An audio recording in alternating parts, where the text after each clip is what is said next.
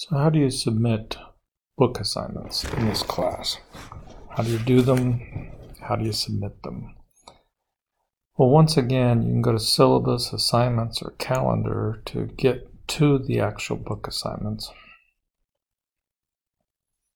And let's go to book assignment 1. I'm in assignments. And it gives you some information that you already know about, most of you, but it's there. And we can do problem 25, page 5, section 1.1 in our textbook. You know how to get to the textbook from the last video. MyLab and Mastering is the way to go. You can get in there to the textbook and you can do problem 25, 27, 39, and 45. You don't need an answer column. You don't necessarily need to copy the problem, although sometimes, by its very nature, your work will include a copy of the problem. But these problems need to be done with pencil and paper, pen and paper, not typed. They need to be organized, they need to be in order, they need to be your best work. And if that means you do a rough sketch of the problem and then you do the real thing, then that's what it means. But it needs to be your best work. If you just have a bunch of right answers, you're going to get 0 points. So I'll say that one more time. If all you have is a bunch of right answers, you're going to get 0 points. You need to show me your work. It needs to be your best work. If a problem absolutely is so simple that there's just no imaginable work, then write a short sentence explaining why you think you did it right. I mean, what's going on? In other words, when I look at these problems, when I spend my time grading them, I want to know what you were thinking. And an answer doesn't tell me what you're thinking. For instance, it's possible it might mean it came from somewhere other than you. So these problems, these 8 problems, each one's worth 1 point, should be done in order. Then this PDF file should be downloaded. It is an extra problem in the assignment. It's worth quite a few points by itself. About 4 points on this assignment. And you should complete, it's like a worksheet, you should complete the worksheet and then it should be the last page in your PDF file for this entire book assignment 1. So you have these 8 problems and then you have this paper at the end, which is kind of like 4 problems in 1. Note, this should be a single organized PDF file. It shouldn't be 4 or 5 separate PDF files for each page. If this turns out to be 4 pages of work, then those 4 pages ought to be in order in one PDF file. The question then becomes, how do you do this? And there's lots of good ways to do it. If you know a way to do it, if scanning is something you've done before, you've scanned documents and you know how to do this, then do it. But if you don't, there's a couple ways that are pretty easy. And this past summer I asked my daughter, I asked my sister, both of whom have taught math and are teaching math at the high school level. I asked them, what's the best way for students who aren't familiar with scanning to scan their homework and turn it in? And they said Genius Scan. It's one word, Genius Scan. There's a version for your Android phone. There's a version for your iPhone. I downloaded it, tried it, it worked fine. When you do that, it will automatically have you take a scan in what's called batch mode. And batch mode, when you press it to scan it, it's kind of like taking a picture with your cell phone. When you press that little button, it'll do the first page and it'll put a 1. And then you press it again, it'll do the second page and it'll put a 2. You press it again, third page. And then you can click on it in Documents and then you can share it.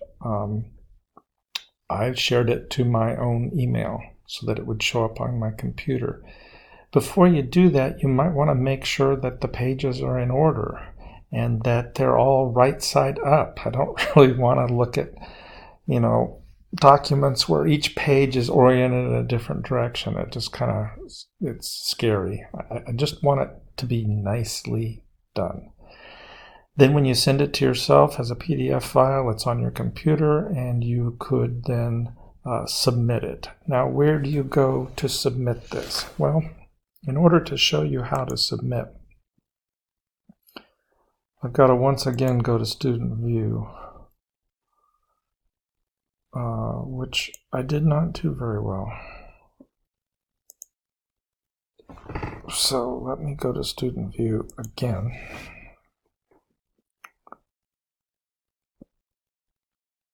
And now in Student View, I will go to Assignments. And Book Assignment. And now you see up here this Submit Assignment. Once you've got your assignment and the PDF file is, organized and all the pages are there and they're all in one file and they're ready to go, and you haven't clipped off any of the important information by scanning wrong, check things out. But once you're ready to submit, you click on Submit.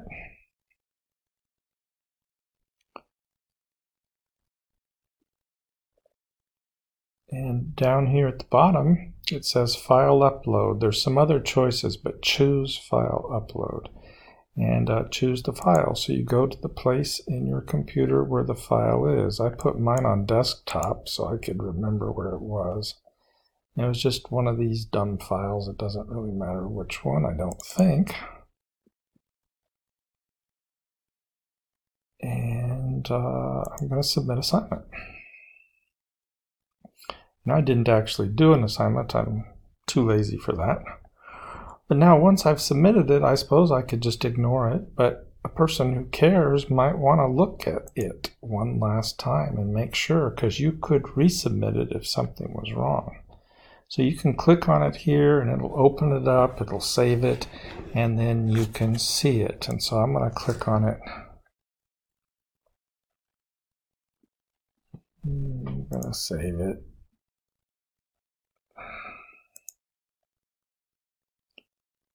So I did a problem. Notice I showed my work. I'm proud of myself. It's not much of a problem, those of you that remember some algebra.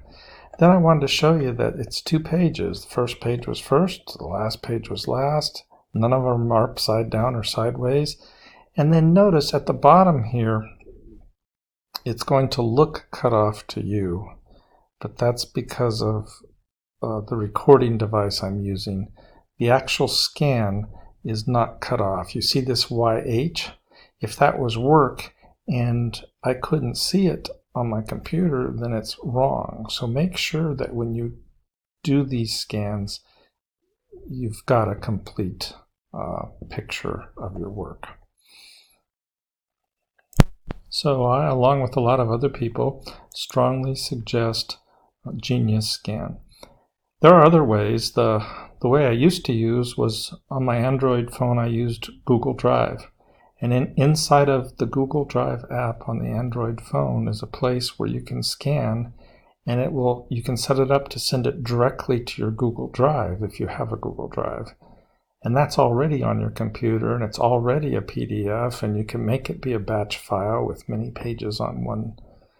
So if you're familiar with that, if you've done it, I suppose you could do that. But Genius Scan is really easy to use. You try it a few times and you'll get it, and you'll probably like it. You can even you can edit kind of the scans a little bit and make them a little nicer if you want. It's a pretty good piece of software. And I'm talking about the free version. I'm not talking about some sort of paid version.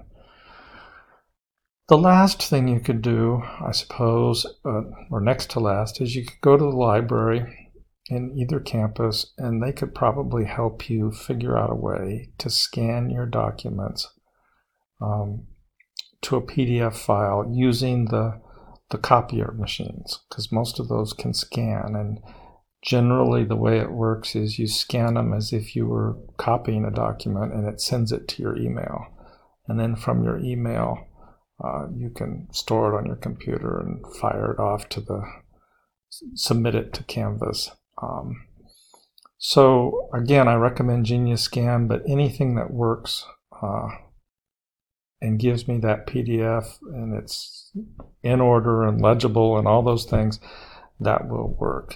In desperation, some people have simply taken a picture of their homework, stored their picture on a computer as a picture file, and then found a way to save it as a PDF file. And then if that's legible and it's in order and it's all on one file, that'll work too. So the first time you do this, you might want to give yourself a bunch of extra time. In general, the due dates for the homework are the last possible second. If you wait to the last possible second, who knows? If anything goes wrong, that's it. You lose. So don't wait till the last possible second. Take these due dates and subtract a couple days from them, and make that be the due date in your mind and in your schedule. And then if something goes drastically wrong, you still have a couple days to fix things without losing credit. Hope this video has helped.